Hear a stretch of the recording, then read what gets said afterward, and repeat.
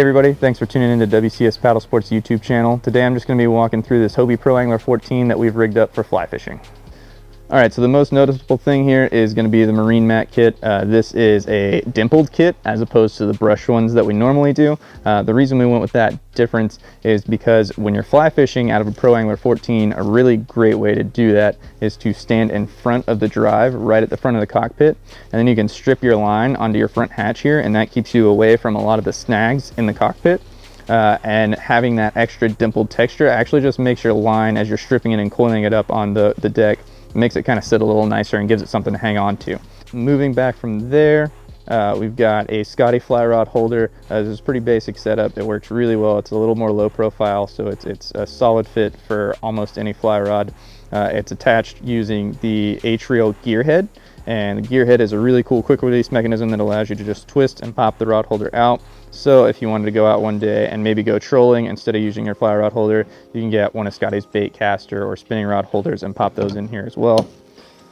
All right, so for the fish finder, we've just done the Garmin Striker 5 CV. CV is the clear view transducer. It's a 5-inch unit. It's a really solid unit, really nice display. The clear view transducer is not got side scan. It's just for fly fishing mainly, like I said. So we don't need a lot of those fancy features that you get on higher end units. Clear view transducer still does tap into using that Hobie Guardian system. So that means we've got a retractable transducer down there. And then the fish finder is mounted on just the Railblaza fish finder mount system, which uses R-lock. Basically, it's a really smooth system that they've implemented pretty recently that allows you to do some pivoting and maneuver around your fish finder really well. All right, so for the anchor system, we've got a few things mixed together here just to make a really clean, complete system. Starting at the front, we've got the Yak Attack Sidewinder. And basically, all this does is it allows you to manage your anchor line so that you don't just have it thrown all over your deck. And then we've just got that mounted onto two H-reel mighty mounts.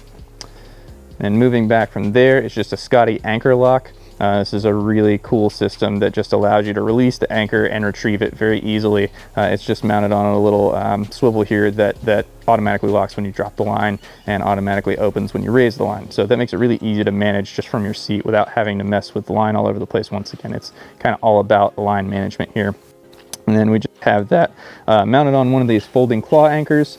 And then we've got the line running through the Hobie Universal Anchor Trolley system, and that allows you to, once you run the line through the anchor lock, adjust your position based on current, wind, and where you want to be facing.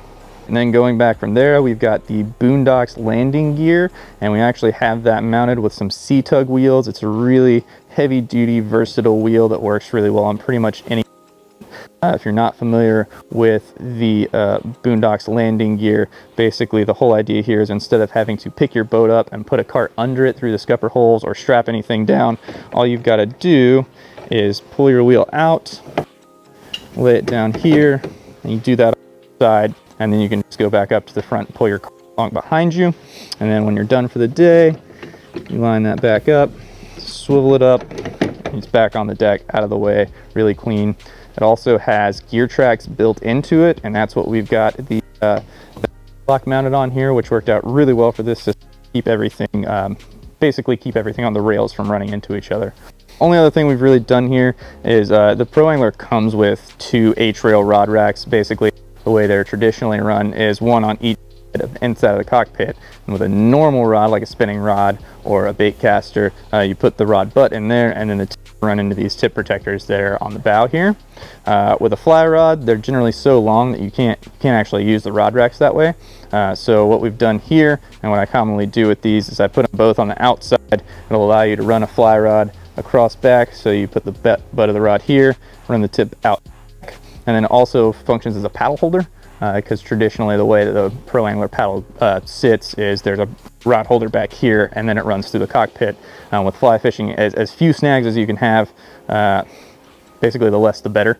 So having anything you can out of the cockpit is helpful. So getting the paddle out of there, off to the side of the boat. Same thing with having the rods out of the cockpit, off to the side of the boat. Actually does a lot.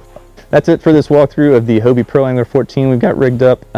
Thanks again for tuning into WCS Paddle Sports YouTube channel. If you enjoyed the video, be sure to leave us a like and subscribe. If you've got any questions about this Hobie or any other Hobie kayaks, leave us a comment below and we'll get back to you.